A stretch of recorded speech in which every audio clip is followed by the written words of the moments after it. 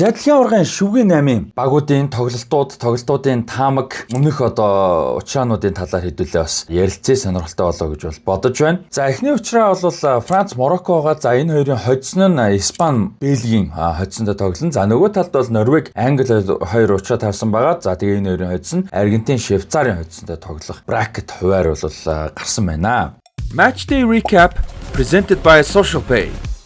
За эхний тоглолт бол 7 сарын 9-өөс 10-ны шилжих шөнө 4 цагт явагдах тоглолт байгаа. За энэ тоглолт бол Массачусетс мужийн Foxborough хотод байдаг Жилет цэнгэлтэд бол явагдана. За тэгээ Франц Морокко хоёрын хувьд бол 6 удаа тоглож байсан. Франц 4 хожиж, Морокко 1 хожиж хоорондоо 1 тэнцэж байсан. За сүүлд 2022 оны дэлхийн аваргын шүгэн дөрөвт мэдээж хоорондоо таарсан. Тэр тоглолтод Франц 2-1 харьцаатай хожиж байсан. За Францын хувьд бол хэрвээ хожих юм бол түүхэндээ 7 дахь удаага дэлхийн аварга шалралт тэмцээний шүгэн дөрөвт шалгарна. Мэдээж 2 удаа төрүүлж байсан, 2 удаа мөнгөн медаль авч байсан бол 3 удаа 3-т орж исэн юм байна Францын хувьд. За Францын шгшөөгийн хувьд бол бэрхтгэлэмтлийн нэг асуулт байгаа. За тэр нь бол Аурелien Чуамени цавны гэмтэлтэй байгаа. Тэгээ энэ тоглолтод бол тоглохгүй байх магадaltaй. Тэгэхээр төвийн хагастай бол Адриан Рабио, Ману Коне хоёр гарах болов гэсэн юм хүлээлттэй байгаа. За хэрвээ Ману Коне, Адриан Рабио хоёрын нэгэн сэлгээгээр суухаар бол Warren Zaïre-Emery гарч ирж босох байхаа гэж бол бодож байна. За нөгөө талаас Мороккогийн хувьд бол Исмаил Сайбари гуйны арын шурамсын гэмтэлтэй байгаа. За энэ тоглолтод оролцоход бол эргэлзээтэй байгаа оролцоосоо гэж найдаж байна. Энэ жилийн дэлхийн аваргын бас гайхалтай тоглогчдын нэг байгаа. Энэ Морокко бол ингээ шүгэний амралтал явж байгаагийн гол амжилт үзүүлсэн тоглогчдын нэг байсан. Тэгэхээр бол Исмаил Сайбарыг бас тоглоосоо гэж найдаж байна. За тэгээд энэ тоглолтын хувьд бол агуулгын хувьд мэдээж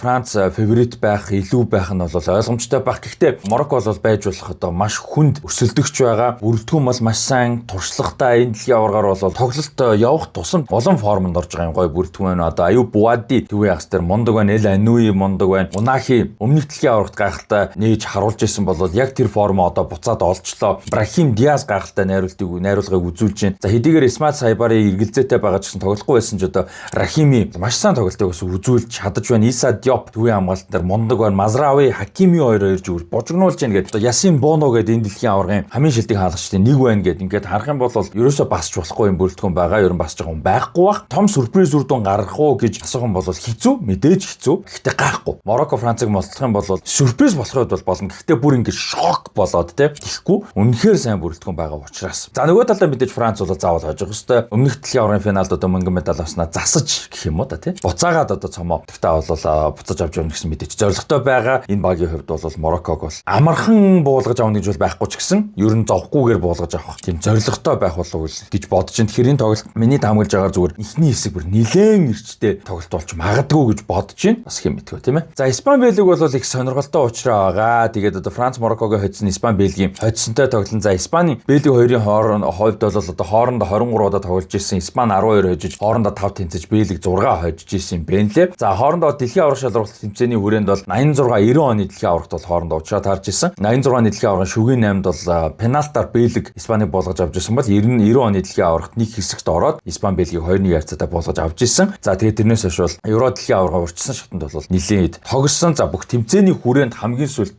Бельги хоцсон нь тэр 86 оны дэлхийн аваргын шүгэн дөрөвт бол пенальтаар хоцсон юм билээ. Тэрнээс хойш бүх тоглолтод бол Бельги хожоогүй ганцхан тэнцсэн. Тэр нь 95 онд Еврогийн урьдчилсан шат байсан. Бус нь бүгдээр нь Испани хожиж исэн юм байна лээ. За Испани хэрвээ хожвол түүхэндээ бол 3 дахь удаага шүгэн дөрөвт шалгарна. За нэг удаа дөрөвт орж исэн, нэг удаа мэдээж төрүүлж исэн. За Бельгийн хувьд бол түүхэндээ 3 дахь удаага бас орж ирэх юм байна. Нэг удаагийн хүрэл медальтай, нэг удаа бас дөрөвт орж исэн. Хөл бөмбөгийн дэлхийн аваргын тоглолтын үр дүнг хэн сайн таах вэ? Та SocialPay аппликейшний нэмэлтсээр орж тааварт оролцоод дараах шагналын эзэн болох боломжтой. 1-р шатны ялагч 1 сая төгрөгийн худалдан авалтын эрх, 2-р шатны 3 супер ялагч PlayStation 5, ширээний хөл бөмбөг болон албан ёсны жерси, хөл бөмбөгийн бөмбөг тус хожно. Үүнээс гадна та гэр бүл, найз нөхөд, ажлын хамт олноороо өөрсдийн лигийг үүсгэж хэн нь хамгийн сайн дэлхийн аваргын тоглолтын үр дүнг таахаа тодруулаарай. SocialPay. За энэ тоглолтын хувьд бол Америк нэгдсэн улсын Калифорни мужийн Инглвуд буюу Лос Анжелес хотын SoFi цэнгэлтэд бол явагдах учиртай энэ тоглолтын хувьд. За тэгээд Монголын цагаар бол 7 сарын 10-наас 11-ний шилжих шөнө тэг 3 цагт явна. За тэгээд нөгөө талын хоёр учраа бол хоёулаа нэг өдөрт явагдахаар бол хуваар нь зоогдсон байгаа. 7 сарын 12-ны буюу 11-ээс 12-ны шилжих шөнө гэхүү 12-ны өглөө гэхүү 5 цагт. За тэгээд 12-ны өглөө 9 цагт гэсэн юм хоёр тоглолт бол явахаар байгаа. За Норвеги Английн хувьд бол Флорида мужийн Майами хотын Hard Rock цэнгэлт гэмтлэхэд бол угдах учиртай байгаа бол за нөгөө тоглолт нь бол Kansas City аль мууж гэж бодож байна. Kansas мууж бол биш шүү.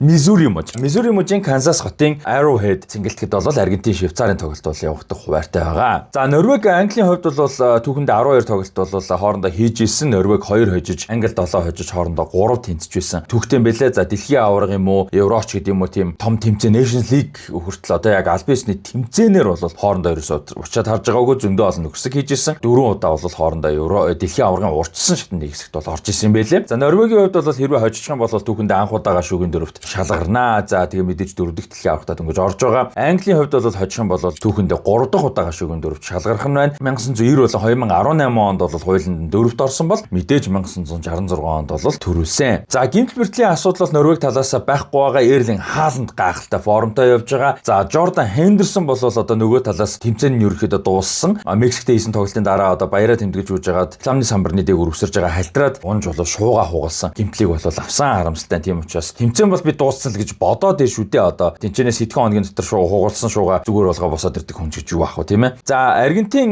Швейцарын тоглолтын дээр бол Аргентины талаас гэмтэл бэртэл тургуулын асуудал бол байхгүй байгаа. За харин харамсалтай Швейцарын талаас бол дэлхийн аваргад одоо үнэхээр супер тоглолтыг үзүүлж байсан Йохан Манзамби өвдөгний гэмтэл авсан. За Лука Яке юм байна шүү дээ. Лука Яке болон Мишель Эбишер нар бас булчингийн гэмтэлтэй байгаа. Тэгээд Жакехийн хоёр бол Эбишер хоёр бол эргэлзээтэй байгаа. Манзамби тоглох байх магадлал нэлээд өндөр байгаа юм байна. Маш харамсалтай. За түрүүний Испани Бельги дээр бас тоглогч хэлхээ мартсан байна. Америк нэгдсэн улсыг 4-1 болгож авсан тоглолтын дээр Бельгийн төвийн хагас хамгийн гол тоглогчтой нэг Астон Вилла болон Бельгийн хамгийн гол тоглогчтой нэг Амаду Онана маш шивгүй одоо контактгүй гэмтэл авч өвдөгний чагтаа холбоосоо гэмтээсэн 9-12 сар бол тоглох боломжгүй болсон. Одоо харамсалтай гэмтлийг бол авсан. Тэгээ Астон Вилла Премьер Лиг уйлал эхлэхэд бол бараг л одоо бүтэн уйлал Амаду Онана тоглохгүй болж байна. За тэгээд мэдээж яг цэвэр фаворитуудаар навж үзэх юм бол Франц, Испани хоёр гарч ирэх байх. Англи, Аргентин гэсэн ийм одоо боломж бол мэдээж харагдаж байгаа. Гэхдээ яг тэрүүгээр болно гэдэг бол хэцүү. За ялангуяа тодорхой хэмжээний апсет болох магадaltaй тоглолтуудыг бол Норвеги, Англи, Франц, Марокко гэж бол бодож байна. За Бэлэг гэхдээ арай Испаниг үзэхгүй байгаа. Гэтэ мэдгүй байна.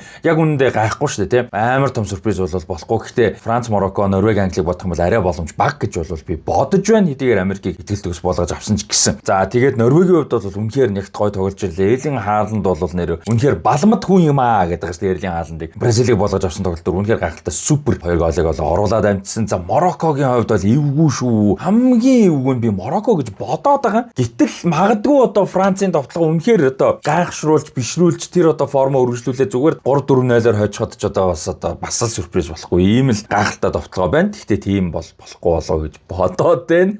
За тэгээд Швейцар Аргентины хувьд бол нэлээд нягт эвгүй болгоомжтой гол багтай жижиг мөчүүдээр шийдвэрлэгдэх ийм тоглолт болох болоо гэж бол бодож байна. Эхлээд нэг юм уу 2 гол магадгүй 2 баг хоорондоо 1-1 гол хийчихвэл харин голтой тоглолт болж магадгүй илүү өрсөлдөөнтэй. За түүнээс ер нь бол эхний усны завсарлага одоо энэ усны завсарлагаар шийддэг ярьдаг болчтой тийм. Эхний усны завсарлагын өмнө гол орохгүй бол ер нь энэ тоглолт нэлээд гол багтай болж магадгүй гэж бол бодож байна. За гэхдээ эцсийн үр дүнд Аргентин бол лүрхэх байх. За гэхдээ бас нөгөө талаас харахаар Кабо Верде Египт хоёр дээр хуулийн дээр камбэк хийж за ялангуяа Египтээр бол бүтэн 2 голоос камбэк хийж нэлээд бас драмтай гарч ирсэн ядралт бол байгаа байх. Дарамт шахалт бол нэлээд байгаа байх. За нөгөө талаас Швейцарын хувьд бол одоо нэг тийм сүртэй том хүлээлтгүй гарч ирээд айгүй гоё явж штэ тийм. Тэгээд одоо юу гэдэг хэсгээсээ гарч ирэнгүүтээ Алжирийг итгэл төгс сожлоо. Алжир давгүй байсан баг тийм. За тэгээд одоо маш чанга өрсөлдөгч болох одоо Колумбиг бол нэлээд ин тэнцүү үдэж байгаа. Яг ерөнхийдөө авч үзэх юм бол Колумб арай илүү тогсон. Гэхдээ Швейцар тийм хол дутгааргүй тоглоод пенальтаар бол буулгаж авлаа. За тэгээ Аргентинтэй тоглох чинь тэгэхээр нэггүй тоглолт бол болно. Тэгэхээр Швейцарыг бол бас тийм амархан буугаад өгч гэж бодохгүй. Тэгэхээр шүгийн 8-ын бүх тоглолтууд маш сонирхолтой болох байхаа. Тэгээ та хэд мань гой тамгаа дэвшүүлээрэ. Бидэнтэй хамт байгаад бас баярлалаа. Матч дээр рекапыг ивент гэдгийг ажиллаж байгаа Social-ийн хамт олондоо баярлалаа. Тэгээд дараагийн дугаараар уулзцай та хэд мань шүгийн 8-ын болон шүгийн 4 хүрэл мэд алтан медалийн төлөөх тоглолтуудаа Social-ийн нэмэлтсээр ороод тоглолтуудынхаа үр дүнг таагаарэ. Тэгээ 3 супер ялагч дэлхийн аваргын дараа тодрын шоу PlayStation 5 ширээний хөлбөмбөг оригинал jersey болон дэлхийн аваргын бөмбөг гэсэн гоё шагналууд бол 3 оролцогчд бол очино. Тэгэхээр та хэд маань идэвхтэй оролцоорой. Ерөнхий ивент идэвхтэй баярлалаа.